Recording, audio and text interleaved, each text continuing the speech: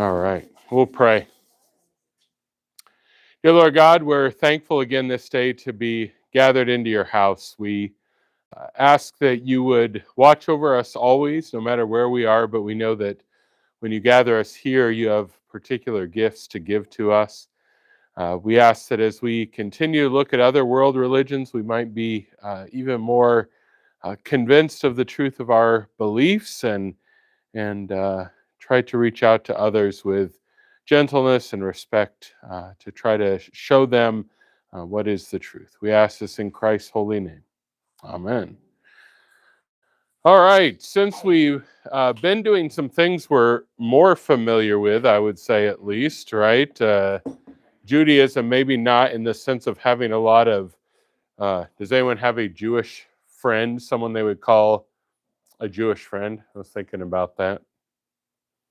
Not seeing it, right? Yeah. Yeah, do you have any Jewish friends? Okay. So we might have some interaction, right, with the Jewish faith. We certainly at times have interactions, although maybe momentary, with, well, not for all of you, but I mean, for a lot of us with Mormonism or things like that, just in interactions there. But I thought, well, let's jump over to something completely different in one way, which is Hinduism. Anybody have any Hindu friends that they know of? Okay. You want to share a little bit? It was somebody that I worked with when I lived in Virginia. Okay. And he actually gave me, as a parting gift when I moved back here, he gave me this set of, like an elephant, which I know they're... Probably Rig Veda, is that what it is? Yeah. So we'll talk about that a little bit later. It's one of their scriptures, or at least kind of what, I couldn't quite get whether they actually call them scriptures. They usually just call them Vedas, but it kind of holds that same weight for them. Okay. So Hinduism is a religion that does not, at least from everything I can read, does not really try to proselytize others in a traditional sense. They don't have, evangelism committees at Hindu temples. Although, again, they will, they'll obviously share what they believe, and there certainly are. It's not that they won't welcome new practitioners or something, but they just don't have that same sense of we've got to tell everyone about this for their own good, or because we're right, or whatever might motivate that. They don't really do that. Where's Hinduism most popular? How you doing, sir? Good. India, right? India, then, and this is one of the things about kind of, them not being a faith that really tries to at least systematically spread their faith in any sort of organized way, is mostly you find Hinduism as a religion in the places where Indians have migrated, right? So it's when you get into the beginnings of this, there are the Aryans who come kind of from the north into India, and there's most people think there were some of these ideas floating around already, and they kind of merged with this group, and ever since then, that's kind of been Hinduism. But mostly you'll find Hinduism as a kind of organized religion in India, Pakistan, and then southeast of there as well, as people have moved down in that direction as well. And yet, I'll say, and this is true of Hinduism and Buddhism, Buddhism we'll talk a different day about. Buddhism is sort of a reform effort within Hinduism. I guess we could think of it as a Lutheran to the Roman Catholic reform kind of thing, where they thought there were some troubles in Hinduism. So we'll talk about that. But the ideas of Hinduism definitely have spread across the world, right? And again, a lot of stuff that you will just hear people say in America are Hindu ideas, right? When they're talking about karma, right? And again, most people are using that sort of just as a word. They're not using it as like a strict religious concept, They're just saying like, hey, if you do bad, things go bad, and if you do good, things go good. But they'll use that term karma, which is a specifically religious term. Does that make sense? So you get a lot of this. The other thing we'll talk a little bit more about as we go forward. The other thing that's introduced a lot of these ideas is the practice of yoga, the stretching and all of that kind of stuff. Obviously, you can stretch your body in different directions, and that's not Hinduism, right? But it is true that if you get into or if you get into yoga, and particularly if you want to go train with people that are the real masters of yoga, they're unquestionably going to impart to you these ideas of Hinduism, right? It's kind of tied up with yoga, and we'll talk about that a little bit later. Then, we could try to have a discerning conversation about how do Christians think about those things, right? When something sort of has roots in something we would not agree with, but we're sort of doing it for a different purpose, right? How do we think through those things? Because those are questions that are definitely much more in our world today, right? Where we get kind of parts of religions that kind of come to us, but usually disconnected from the religion itself, if that makes sense, at least organizationally, right?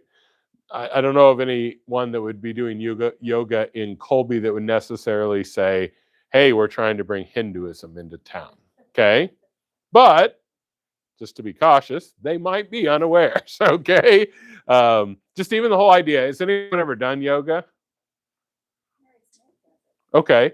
So one of the big ideas, right, when you do yoga is sort of this idea of letting your mind go, right? And again, not everyone practices. Some just do the stretches, right? But it's sort of this idea that you're supposed to focus on something, right? You see in the movies and things, they'll have these mantras, right? That they'll kind of say over and over again. And really what they're trying to do there is sort of forget the material world, right? And connect with a greater reality, okay? And so again, things like that are pretty standard in like yoga in general. The only difference is in America, you're not necessarily going to get a mantra that is strictly Hinduism. Does that make sense? So you might even have a Christian person say, as you're doing this, think on Christ, right? That's your mantra. All right, I don't want to go off on all the tangents at the beginning, but we do still have to think about that, right? Because we've talked about this before, but is the idea that this material world is bad and needs to be forgotten, is that a Christian idea? Ultimately, no, right? We say it's fallen, it's cursed, there's a lot of bad stuff here, but ultimately we believe God's going to recreate a new heavens and a new earth for us to live in, right? So we definitely don't want to get onto this idea of the material stuff is bad, and only if we can kind of get our minds to forget that will we have kind of spiritual enlightenment. That all said, let's get into the first thing. It's a good segue here. I just put at the top, this is just mostly an interest to me. When we're talking about these religions, in one sense, you might say, well, why are we even talking about these in Colby, Kansas, right? If we don't have a significant Hindu population, why would we care? Well, I found it kind of interesting, right, that there are temples, right? Probably the closest one I found would be in Salina, right? Then you see also Topeka, Wichita, Kansas City, then out to Crestone, Colorado. Anyone know where that is? I didn't either, but it's sort of, southwest, kind of south of Denver, maybe an hour or so, I would suppose. Or in Denver itself, you'll find official Hindu temples.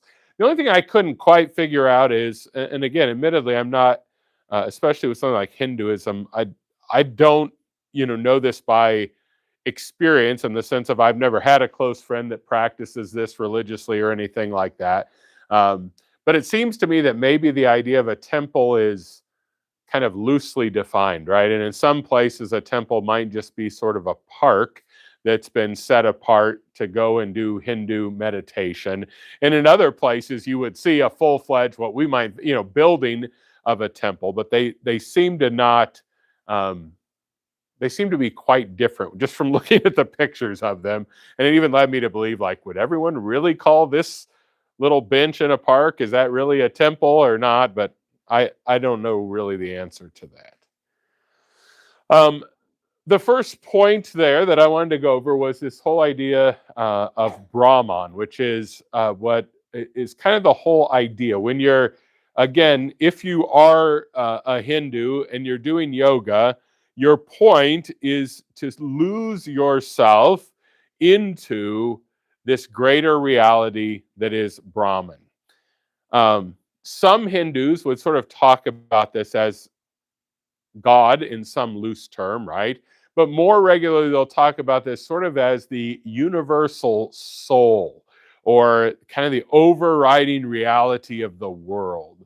A lot of times it's pictured as kind of the ocean, right? Not mostly just because of this idea that you're sort of a little drip, and what you want to do is ultimately kind of drip yourself into the ocean and be part of the ocean rather than just be a little drop of water. You want to be part of this greater reality that is the ocean.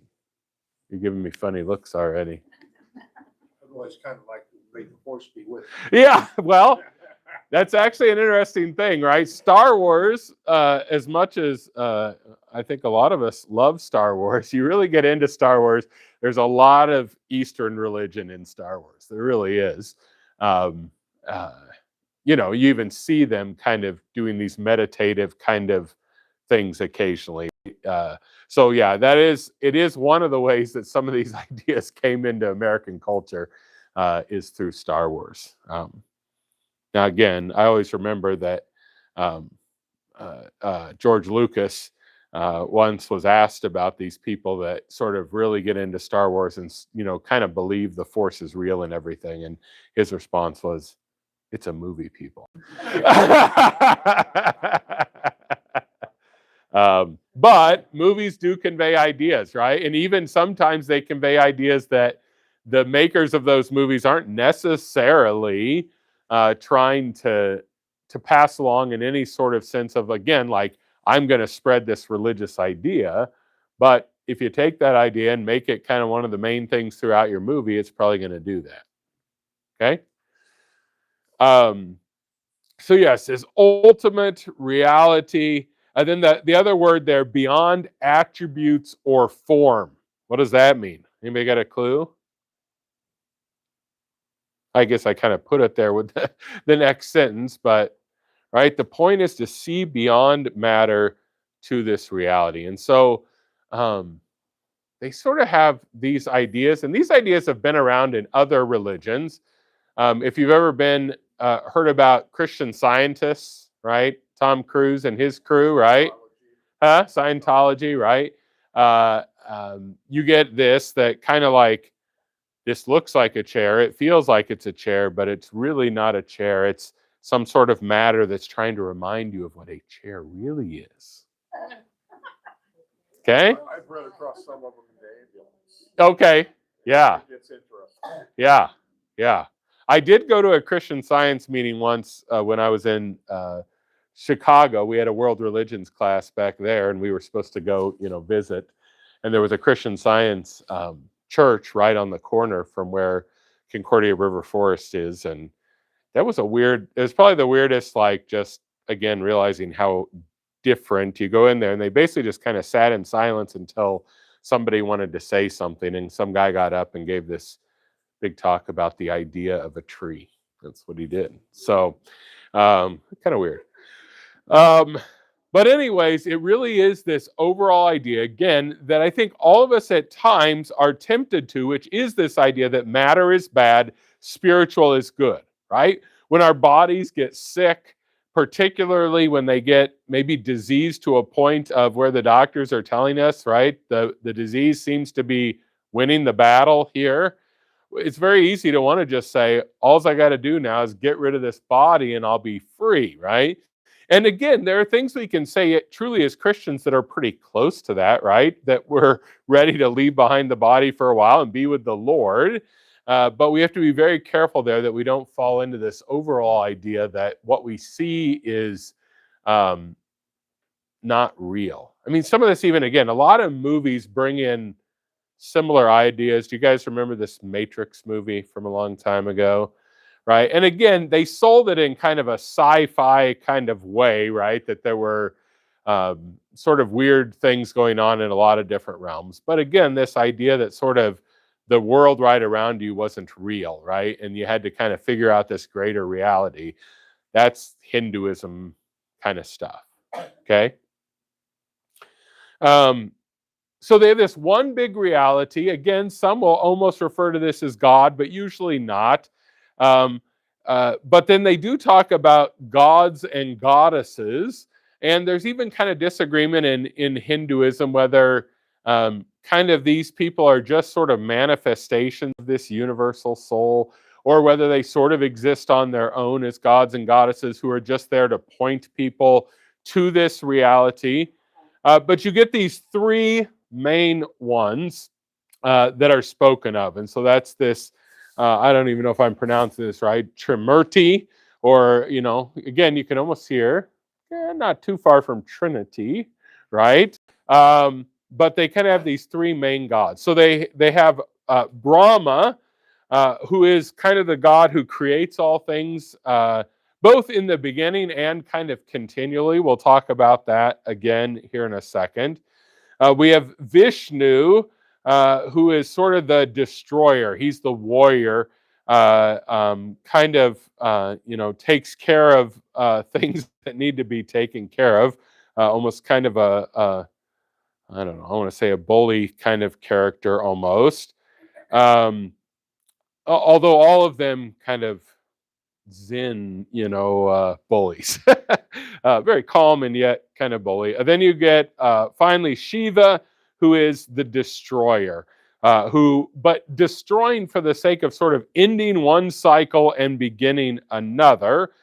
And again, here, like some of these ideas, when we hear, we might right away go, well, that's kind of very foreign to us. And then you can go, well, I mean, we do talk about, right, God destroying this heaven and this earth, right, and then recreating. So again, some of these ideas, I guess I didn't start off with this. People will often say Hinduism is one of the oldest religions on earth, about 4,000 years old is what they'll say.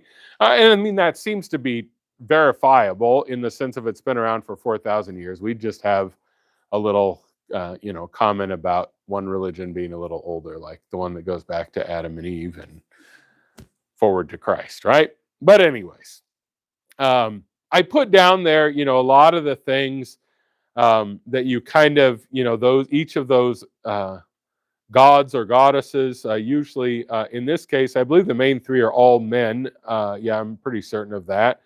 But you just kind of get this idea that there's this cycle, even with their gods, right? There's a creation, then there's sort of a struggle, then there's a destroying, and then back to creation, back to struggle, back to creation, struggle, destroying, over and over again. Okay. And that kind of leads in then to this idea of Atman, number 3 there, and reincarnation. So they say each of us has Atman, which is pretty equivalent to how we would talk about a soul. And they would say that Atman is immortal, right? That Atman does not end. And if your soul does not end, yeah. Just to go back a little bit, Yeah. it talks about evil, that Vatican is supposed to destroy evil, and then later it says something. But what do they consider evil? Yeah. We'll get to that a little bit more on 4 there.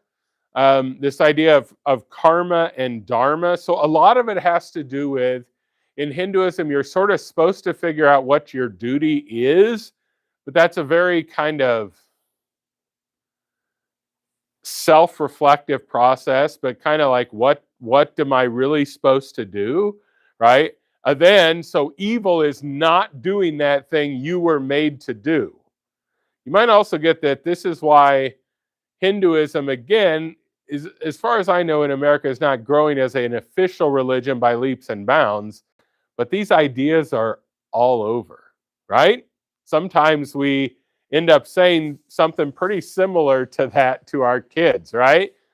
Figure out your passion, what you're good at, what you're made to do, then you're kind of bound to do that. So if your passion is knitting socks, fancy socks, and you're going to donate to people or whatever, well, now that's obviously what you were made to do. And so now you better go and do that, or you'd sort of be wasting your life, right? Right, gifts, right? And also we would say, and again, I think this is something we need to think about how we talk about it, is really with our kids, one of the things we should be saying instead of, what do you like to do? What do you, feel passionate about? My better question for Christians would be, what does your community need? And are you able to provide that? Is that a much different way to look at life? Yeah, right? I mean, we complain in small towns, right? Like, oh, all our kids move away. Well, we pretty much told them to, right? We told them to go and chase this dream that there's no way they could fulfill in Colby, Kansas, right? And so then they go. But again, if we were to say instead, what does our community really need? And do you have gifts again that might help? Again, it's not like, okay, I'm the worst mechanical person ever, but my town needs a mechanic, so I'm gonna go give it a shot, right? There's still this discussion of what your gifts and abilities are, but couched first in how do I serve my neighbor? Now, again, that's not to say everybody has to stay in town, right? Because you can ask a broader question: what does my world need, right? Different things like that. So this is not just my campaign to keep everybody here, right? But we do need to think about some of those things, how we talk, because they're not really how Christians have talked throughout the ages, right? But we'll get back to that officially in a second. So you've got this Atman, which is eternal, and therefore their answer, though, of, well, what does this eternal soul do, right? We would say, right, we agree, eternal soul, and Christians, right, are going to be raised up bodily and I never know how to say that, solely, both body and soul, and live with God forever. That's what's happening with our eternal souls, our immortal souls. But they say, no, that isn't what happens. Instead, you're reincarnated. And again, you get those three gods. They fit very much into this. So you're going to be, in the end, destroyed in the sense of you're going to die and go into the ground. But then your Atman, your soul, is going to be reincarnated. Again, there's differing beliefs on exactly how all that works. But mostly, I would say for Hindus, they're talking about being reincarnated into another human form, right? And when I grew up, I shouldn't say when I grew up, but the first I heard of this, I heard a lot of talk of like, oh, you could come back as like a tadpole, or I don't get a lot of that in what I'm reading, like officially, right? It's mostly, where are you going to come back in the human order, that's important too here to Hinduism, and we'll get there in a second. Seems like when I was overseas in the Army in Vietnam, there was a lot of Hinduism. Okay. They worshiped their cows. Yes. They wouldn't even think about riding a cow. Correct. Yeah. So they're very, it's really to me, it's sort of this weird deal. Feel free to come on in whenever you want to. It's really a weird deal in the sense of they deny nature, and yet then to certain things in nature, they see them as really spiritual, right? So like, again, a cow, which we would say obviously is matter, right? But they'll kind of put on it a spiritual kind of importance, and therefore then it becomes something to be worshipped. It's almost a contradiction. I mean, if you're just looking from the outside. They almost think that could be their grandma or... Well, certainly that it's pointing to this greater reality. And then, like I said, some, right, with how they talk about reincarnation might allow for something like that. Like I said, most of the stuff I read talked about just coming back as a different form of human at a different place. But yeah, we're talking about Hinduism, by the way. Got any great insights on Hinduism? All right. If you get any, just let me know as we go along. All right. Did you steal the car and come by yourself? You did? Oh, you didn't. Okay. I've got your dad's phone number. I can call him. No, I'm just kidding. All right. So this whole idea of reincarnation, and again, I don't know. Would any of you say you have a friend who literally believes in reincarnation? That thinks they'll die and come back? This grew a little bit in popularity back, I'd say, in the 80s and 90s, right? 70s, right. Kind of this whole, and again, this is the other part of why do we talk about this in Colby, Kansas? Well, because we do get these things with, crystals and energies and chakras and all this stuff. Unfortunately, right, there's a lot of people that are in kind of the holistic medicine business, right, who incorporate a lot of these kind of Eastern ideas of religion into their practice. And we have to be careful there again, right? It's not that anyone that tells you like, hey, I think if you had, and I'm not very good at knowing all this, but if you had more magnesium, your body would do better or something like that. That could be true. Brian might tell you that too, right? Yeah, right. But, right, we're talking about a difference between that and saying like, hold this crystal in your hand and it's going to kind of have this energy that's going to affect your body. That's Eastern religion stuff, right? And we've got people I know that practice this in town, right? You go in there, they've got whole things of different minerals and crystals that they're going to heal you with. And again, I tend to believe most of those people are fairly well-intentioned, and they maybe don't even make the association with the Eastern religion, but it's Eastern religious ideas to be sure. So if you want to know more about those things, I think, I don't know, maybe it was a year and a half ago, I wrote a newsletter article on the chakras. I don't know if anyone remembers that, but kind of this idea that you've got these different energy places in your body, and so you kind of manipulate those, and then you kind of get back to healing, right? You get those chakras all aligned, I think is what they would say, and all that. And again, that's all Eastern religion stuff mixed with a little crazy American. We'll take any religion and find a crazy guy to popularize it and make it even weirder than it was. Huh? Yeah, right. Exactly. But don't go home and say, Pastor said, that Brian's paying me to say all holistic medicine is bad. That's not the point quite literally, but it is like we have to be more discerning than ever in our day and age, right? What are we becoming involved with, right? What are we, especially when we're in desperate situations? And by desperate, I mean when we're in great pains unending, right? Does that mess with your mind? You start to become open to things you wouldn't have been open to before? Yeah, right? And so we do have to be careful and even helpful with each other of saying, hey, I know you're really hurting, but that sounds pretty weird, right? Maybe how we have to start with it, right? Or at least, ask. I know I was told one story of a Christian person going in, right, and kind of asking directly, okay, you're doing this stuff with the crystals and all of this, do you view this as anything other than just sort of medicinal? And they were kind of like, well, not with you. It's like, since you're concerned about it, no, that's not what I'm doing. But if you were a different person, maybe so. All right. Anyways, the other idea, and I'm trying to think if I wrote this on the back eventually. No. Yeah. Well, 10, this is probably a good place to introduce this idea. The overall idea of, if we want to say what's their equivalent to sort of salvation, their idea would be what they call moksha. And moksha is actually breaking free from the cycle of reincarnation and becoming one with this universal reality. That's what you want to do. And the reason for that is no matter where you're reincarnated, whether you're at one of the top levels or the bottom levels, there's still going to be suffering, right?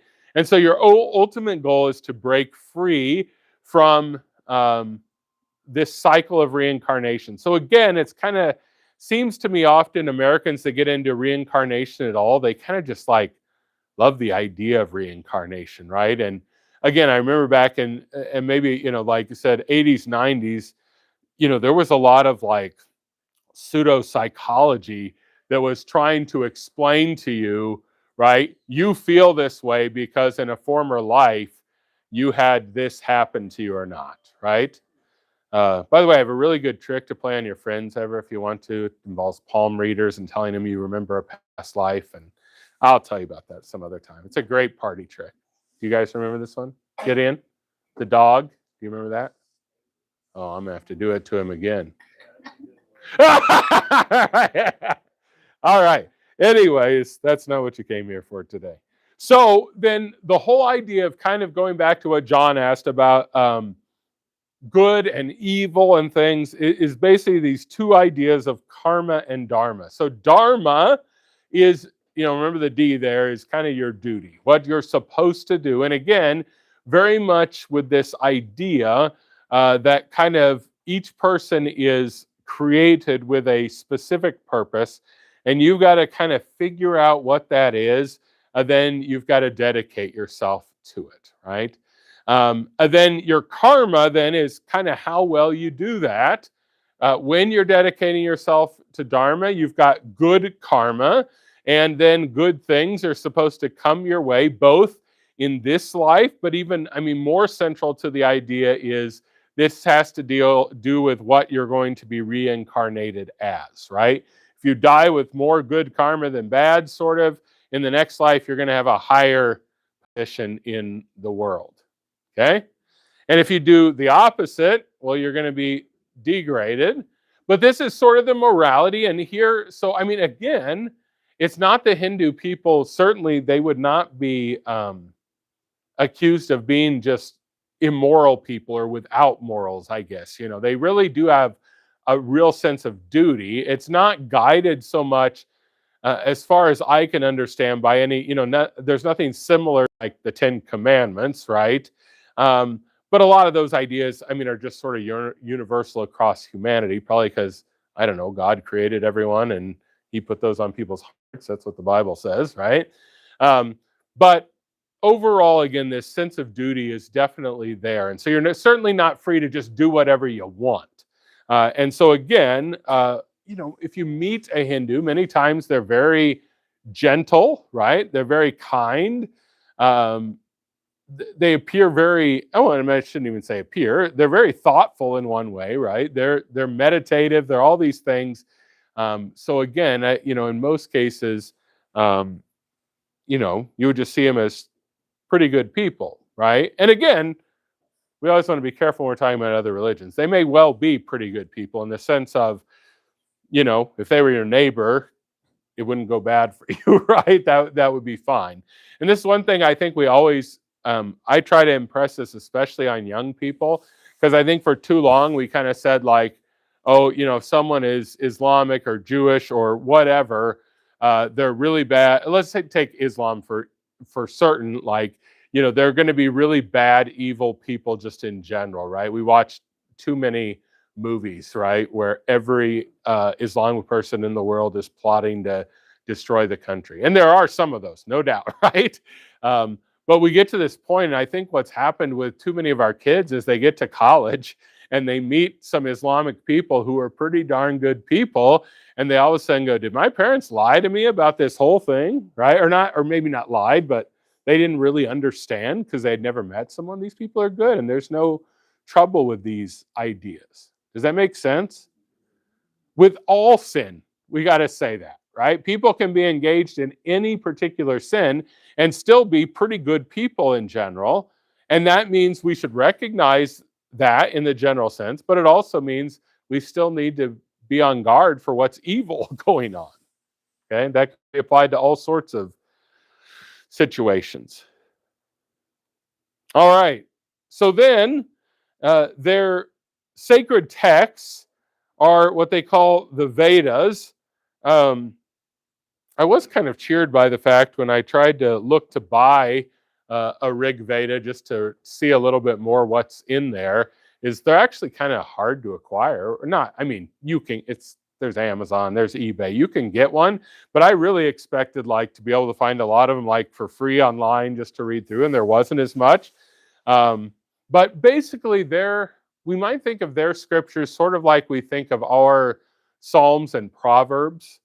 They're that kind of nature. It's a lot of very poetic stuff, but that's supposed to carry with it kind of truth, right?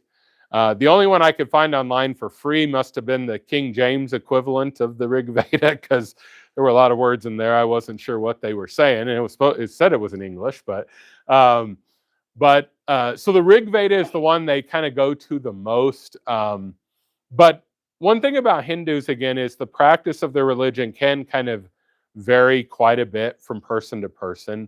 And particularly like with these different scriptures they have, you can have one Hindu who's really into the Rig Veda and another one that's really into one of the other Vedas. And they don't get mad at each other for that, right? It's not like, no, you should really be. It's more like, oh, okay, you're studying that one, I'm studying this one. We're all good, right? But Hinduism, almost by its nature, does not want to be dogmatic in the sense of having super specific teachings about anything. The more we talk about this, do you see why Hinduism in its influence is growing in America? Because these ideas, yeah, right. If there's one thing, right, most non-Christians hate about the Christian church is they'll say, all these teachings you have, all this specificity, and you say you got to do this and you can't do that, and God is triune, and you go into all this detail about that. So again, Hinduism is the way out of that, right? You don't want to talk about heaven and hell. Well, you don't have to. Here's reincarnation. You want to, sit around and just ponder life for most of your life, you can do that. Although, I don't think I have this anywhere else. I did this one thing, I did find this kind of interesting, that they kind of break up life into 4 periods. Let's see if I can get these right. The first one is childhood, and there they kind of emphasize that a child should play and should be kind of let their imagination run wild, right? We might say be a kid, right? Then they have the next stage, which is the stage of work. And it's interesting here is that it seems that most people would agree that during this period, you don't even really need to put much time or effort into religious practice, into praying, going to the temple. No, this is your body, I don't know what this is, 20 to 50 maybe in that age. You're just supposed to work as hard as you can to build things for your family, right? And then when you get to, I suppose, somewhere around what we would call, getting close to retirement age, then they have another stage where it's kind of half and half. You may have to still be doing some work for your family, but you're kind of transitioning into thinking about more spiritual things. And then once you're done working, then you enter the last stage of life where you're really just supposed to put on a very simple robe and think about spiritual things, right? Kind of preparing yourself for where you're going to go next. Yes. You remember years ago when you go through like the airport and there'd be these Hare Krishna, Yeah. or whatever they call them. Yes. Were they Hindu? Yes. Yeah. I'm going to do more research into that because I didn't re-look at that, so I don't want to give you too specific of an answer there. But certainly, yeah, out of Hindu, my only question would be, or would they say Buddhist? But I think Hindu. I'm pretty sure Hindu. But I'll look into that for next week. But yeah, that was kind of a big thing for a while, right? And they would kind of hand out their scriptures, right? And say, hey, come and do that. The other thing that's kind of playing with my mind is, like I said, so much that I read said they're not very, what we would say evangelistic, but that was kind of very much a evangelistic kind of thing, right? Yeah. They were always very nice. Yeah. Right. Yeah. Oh, I think you're right. Flowers. Yeah. Yeah. There we go. There we go. So you're reincarnated, and that process just continues, and you live a life, and then you die, and then you're reincarnated, and I mean, is that is it an endless process with them? Well, let's flip over and go to number 8, because this is the other thing that underlies Hinduism is this idea of a caste system, right? Which means there are different kind of levels of humanity. And I would say the idea is there's less suffering at the top of these levels, right? And there's more suffering at the bottom of these levels. So at the top, I thought maybe I must have been later. I found kind of a little chart, so maybe I'll bring that next time. But at the top, you have the Brahmins, who are sort of the priests and scholars of Hinduism. In our day and age, you might hear these people called gurus, right? So all of these people are the ones that are sort of the closest to moksha, which is that breaking free of the cycle of reincarnation and becoming one with the Brahman, right? And how did they become Brahmins? Well, maybe last time, right, they were warriors and rulers who lived really well, and so now they move up in the caste system, okay? So this whole idea of reincarnation is every time it occurs, you're going to kind of move where you are, and overall, if you're being a good Hindu, you're slowly moving up the caste system. And if you get to that point of being a Brahmin and live that life well, then you're going to have moksha, which is to get out of that whole cycle of reincarnation. But you're still eternal. You're just that drop in the ocean now, right?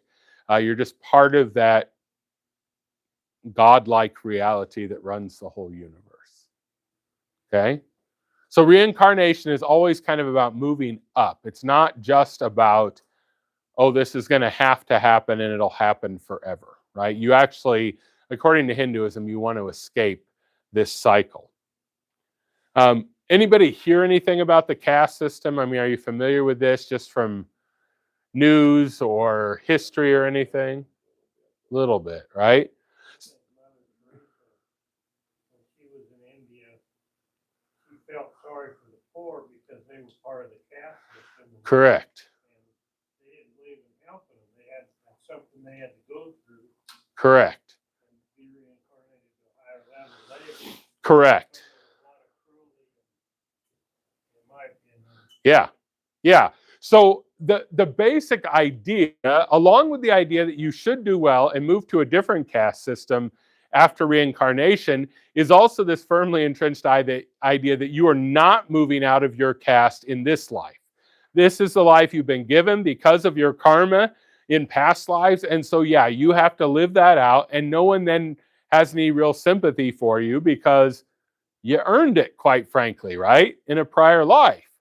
And so we have listed here the 4 castes that everybody agrees on, which is, again, the priests and the scholars. I'm not even going to try to pronounce some of these because I know I'll get them so wrong. Then you have kind of the warriors and the rulers, so the governmental leaders and the top military people, right? They would be viewed as kind of second in line. Then you have sort of the merchants and the farmers. We might say kind of the landowners, right? The people that have kind of investment in the world and have some say to what they do. And then finally, you have those that are just the laborers, the service providers, just kind of doing the work that needs to be done. The other thing people disagree on now, although just, again, for my limited research, I'm fairly convinced that they've gotten rid of the last caste because it's so deplorable, and kind of like when Mother Teresa brought some light to this, is they used to talk about the untouchable caste. And these were people that, I mean, literally that was the point. You weren't supposed to have anything to do with them. They were so dirty. And this would kind of be like, we put all these people in the slum and they slum it out and we don't care, right? Because that's their station in life. That's what they were given to do. Again, a lot of modern Hindus will point out, and I guess I have not read the whole Rig Veda, but they'll say in the Rig Veda, it does talk about the caste system, but there's no untouchables. That's not in their scripture, but certainly in India's history, this was a real thing, right? And again, like John was saying, like Mother Teresa, when she was over there, this was part of what she learned and became so compassionate for these people, not just because they were poor, but because they were poor and just thought of as that's where you are and that's what you got and you have to live with it. There's no reason to go in and try to bring food to these people. They need to live well within that station, and they might jump up to another station. Does that make sense? I mean, not make sense, but make sense. Yeah, Betty? Well, to become a student, Yeah, if I wanted to become, a teacher or a doctor, yeah. how do I get there? I mean, do I talk to somebody? The family or? You're saying if you want to move up in, I mean, I'm a young person and I want to go on to education. Right. Right. Well, how do I do that? Yeah, historically the answer would have been, that's not your role. You were born into a family that's at this caste level. That's what you're going to do this life. You don't try to climb for something better in this life. In fact, I would think that in most cases they would actually say if you do that, that's bad karma because you're not doing your duty, your dharma, you're not doing that, and therefore you're kind of going against what the universe wants you to do. I mentioned we also talk like that now, like, what does the universe want me to do? What does that mean? But we talk that way now, and it's pure Hinduism. But it doesn't make sense in how we think, right? But that's why, to some extent, I see modern Hindus kind of de-emphasizing this caste system because it's probably the most offensive part of their religion to others, right? Is this idea that, yeah, if you're born as a laborer and you tell your folks, hey, I'd really like to be a warrior, they don't say, well, why don't try hard and maybe you can be a warrior, like maybe we would, right? Well, then how do these people become students in our school? How do they get away and come on? I don't know this for certain, and I'll look into it, but my guess is that most of those students are from the higher castes. So they're kind of the academics, the scholars, that would be my guess, is that they're considered. That's why you find physicians of this age, their parents were. Right. Probably both. Correct. Yep. I think you're right there. And so again, in that sense, you also, if you were in that system and your parents were that, it would be unthinkable for you to say, I'm just going to go dig ditches. Nope. That's not your dharma, right? Your dharma is to continue in this same life. And in one sense, it's like you've been building this whole time. Why would you jump back down the ladder? So again, this is kind of the underside of Hinduism, right? And again, part of what has made, again, if there's anything that's held Hinduism back from being accepted by more people, it's really this idea. And yet it's not an add-on. It's critical to the system, right? Again, it's not that reincarnation is just this idea of, I don't like the idea of us dying and going to heaven or hell. No, reincarnation is part of this whole idea of how you climb the caste system to eventually get out and have this moksha where you're, the drop in the ocean and everything is blissful and you realize material things are not really anything of value, right? And again, in one sense, even in your life, then those 4 stages, you're sort of modeling what you're supposed to be doing over the course of your lives also, right?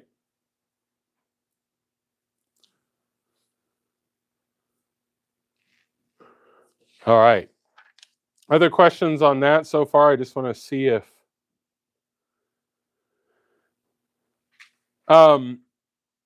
you see there are 6 on the bottom, right? So these avatars, these are kind of the same thing as these 3 main gods. By the way, remember the movie Avatar? And I think they just came out with a new one recently, right? Somebody told me that was that one of you guys that told me that? Somebody told me that the new Avatar, they actually stripped out a bunch of the Hinduism kind of ideas out of the new Avatar. But it's interesting because the word avatar is Hindu, right? I mean, like, change the title then. No. But that first movie again, did anyone see the first Avatar? Kind of weird, right? I mean, in some ways, and very much about this kind of idea of nature sort of being this way to show us into a greater reality, right? That's kind of the whole point of the movie. And so again, what I remember about Avatar when it first came out, right, is of course, and this is how Satan loves to work. Everyone was just talking about the graphics, right? That at the time, I think it was said to be the most, technologically superior graphics generation movie there had ever been, right? And so that's what people are talking about. So you go to see that. And then you get, here's a little Buddhism for you, right? My kids love this when I analyze movies after we watch it. Not really. But we did have this one, what was that kids movie? There's one kids movie we were watching, and I kept saying, this is all like Eastern religion stuff. And they're like, I don't know. And then literally there was a scene in the movie where they're raising up their hands to Buddha, who's sitting on a hill. And I'm like, see, I'm not crazy. You remember what movie that was? Oh, yeah, Littlefoot. Yeah. So don't let your kids see that one like I did. And then these Vishnu then in particular, right, comes at times to earth in various forms. Oh, there's the Krishna, right? There's that word in the thing. And they'll basically have these different people, these gurus, these, it's almost like a system higher even than the Brahmins, where occasionally Vishnu will send someone that's, I mean, we would say almost like a Christ-like figure in importance, right? Where it's like everybody has to listen to this guru. And do we see that in Eastern religion at times? Yeah, right? I mean, it's ultimately how you get Buddha, even though Buddha is, supposed to be a reform movement. He's sort of one of these avatars, right? Originally, that kind of God, the universe, sends down to kind of straighten everything out. John? Now get an avatar on Facebook. Ah, there we go. Right. Yeah, I don't know exactly what the connection there would be. I'm just thinking about it. I kind of like words and how they change throughout time. And I've never thought of a like Hindu connection there. They're mostly these kind of goofy looking caricature graphics, right? But it might have sort of this idea of, your true self lurking behind your material. I don't know. I'm probably pushing too much there. Yeah. But some of these words, again, we say, I don't know anything about Hinduism, right? It's sort of like when people who don't like the Bible will say things that are in the Bible, like, I don't know why this one's coming to mind, but like by the skin of my teeth, right? This is something that Job talks about in one of his rants, and that's how that came into the English, well, before English, but ultimately into the English language as an idiom. And people say things not knowing that they're kind of quoting the Bible. Like if you Google skin of my teeth, it'll show you. That's a biblical phrase. There's a lot of those, and none of which I'm remembering right now. So, and then 7 there, John, is kind of the stuff you were talking about, right? They see nature as kind of sacred, so they'll go and they'll bathe in the river Ganges. Ganges, is that how you say that? Maybe got a better pronunciation there?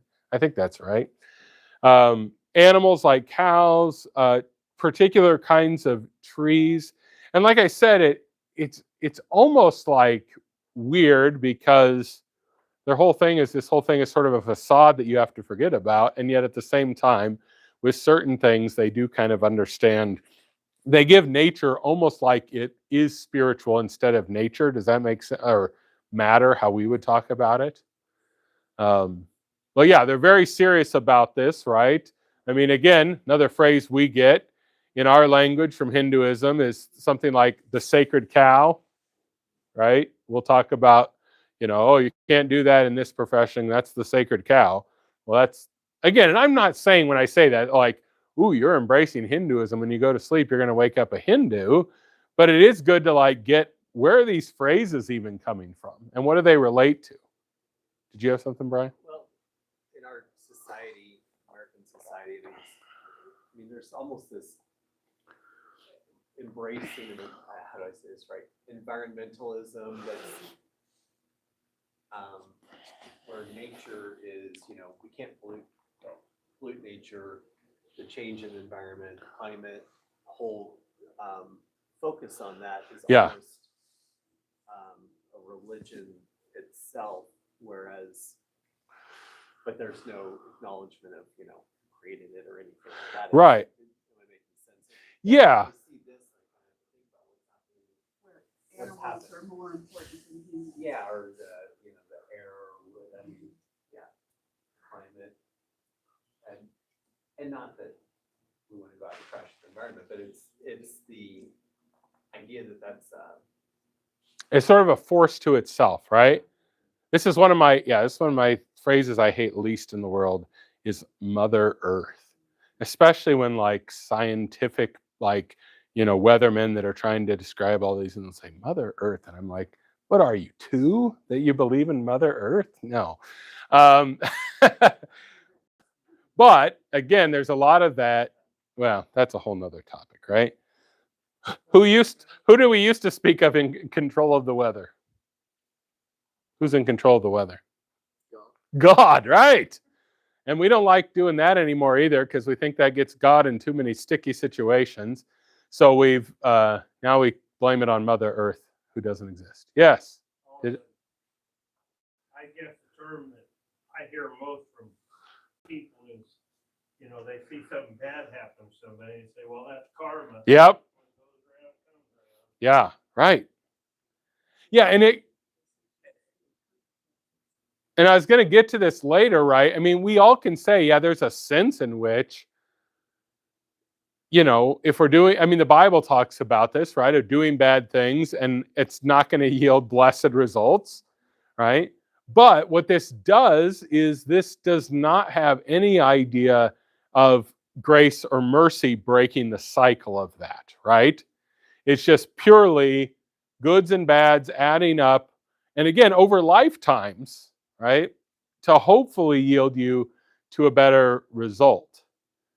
Seemed like there was something else I was going to say in what you said, Brian. We have very good Christian theologians that are speak about environmental issues from a Christian perspective. Chuck Arend, he's one of our professors, or was, he might have retired now, at St. Louis. He's done a lot of work on just what it means to have dominion over the earth, right? So there's certainly a proper way to speak about caring for the earth. But like you said, the problem is when we kind of turn this into a thing to be worshipped. Oh, I know what else I was going to say. You said the animals. I actually saw a picture this morning.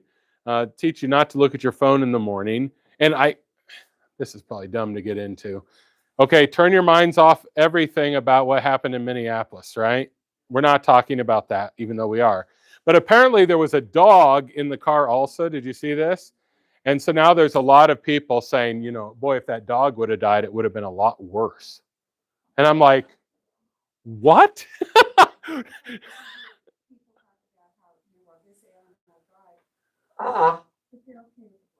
Yeah, right. Yeah.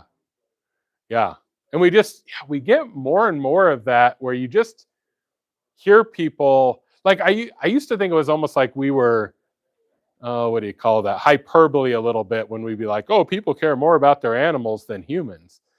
But like, man, you hear this now, right? You hear about people like running into houses, save Toto, and then if they can get to grandma too, that'd be great, right?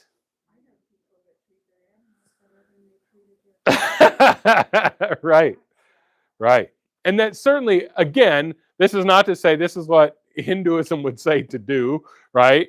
But it is to say that, again, it is a very Eastern way of thinking when we elevate animals to kind of this sacred status above even humanity.